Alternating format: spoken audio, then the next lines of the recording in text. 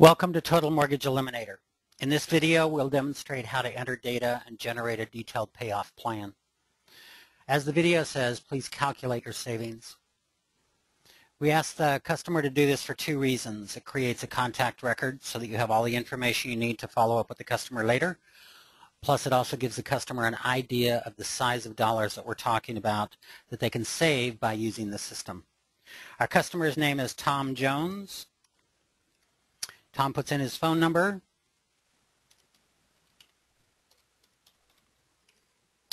Tom has been referred to the website by agent number 3, who is an agent that works for your company selling this service.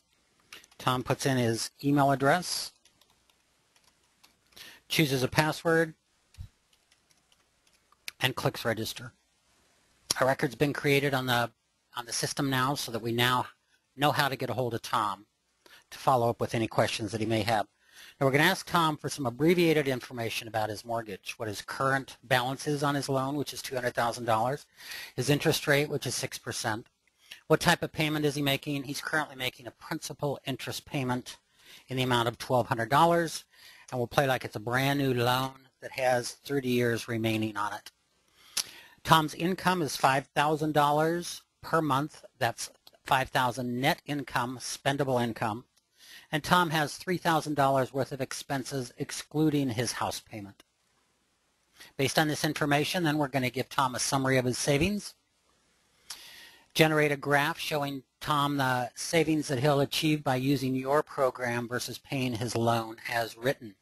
He'll be able to save almost $155,000, pay off his mortgage in 11.83 years, saving 18 years worth of mortgage payments.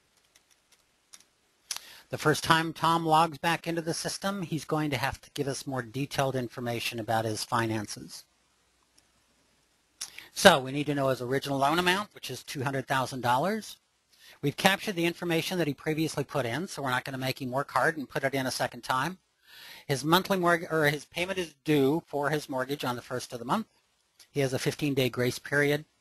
And originally this was a 30-year mortgage, and there's still 30 years remaining because it's brand new.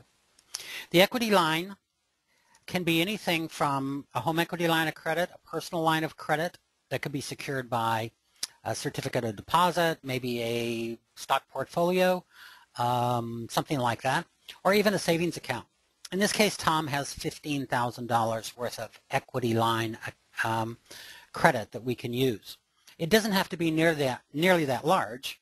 We would prefer to have twice the monthly income, but we can save Tom a lot of money over the life of his loan, even with a small equity line or savings account in the $1,000 or $2,000 range. Tom currently has a balance on his equity line of $1,000. He's paying 4% interest on the equity line, and any interest that will be charged by the mortgage company will be due on the 20th of the month. Tom's income, Tom is just a regular salaried guy, and he receives 2 monthly paychecks of $2,500 each. And then actually Tom has an additional $100 worth of net rental income from a rental property that he has. So we've added that in, so Tom has a total of $5,100 monthly income. He told us previously he had $3,000 worth of expenses excluding his mortgage. We'd like Tom to use a single credit card if at all possible for all his monthly expenses, which we will pay off in full when it's due so that we're not paying any interest on the credit card. He could use more than one credit card if he needed to, but in this case Tom has just one with a high credit limit of $12,000. It currently has a balance of $1,500, and the due date for the credit card bill is the 13th of the month. Based on this information then, we're going to generate a detailed payoff plan for Tom. Here's our graph again. The numbers have changed slightly because we have a little bit more information from Tom. And what we're going to ask Tom to do is for the current month, which happens to be January, we want him to deposit his paychecks into his equity line account, make his regular mortgage payment of $1,200 plus an additional principal payment of $10,200, do that on the 11th of the month. And from his equity line account, we want him to pay his credit card balance off on the 8th of the month for a total of $1,500. Based on this information then, we've scheduled some additional principal payments for Tom for the next 12 months. And if we followed this plan exactly, 12 months from now, Tom would have made payments of $22,000 toward principal and $11,000 toward interest. Keep in mind these payments are subject to change based on the monthly update that Tom's going to give us and any changes that take place in his financial situation. Okay, so Tom's going to try to follow our current month as closely as he possibly can. And then a month from now, which will be the 1st of February, Tom's going to log back into the system. All of this information is still going to be there.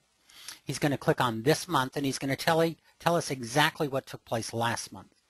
We asked him to send over about $11,000 worth of payment toward his mortgage, and he only sent over $10,000, which is just fine.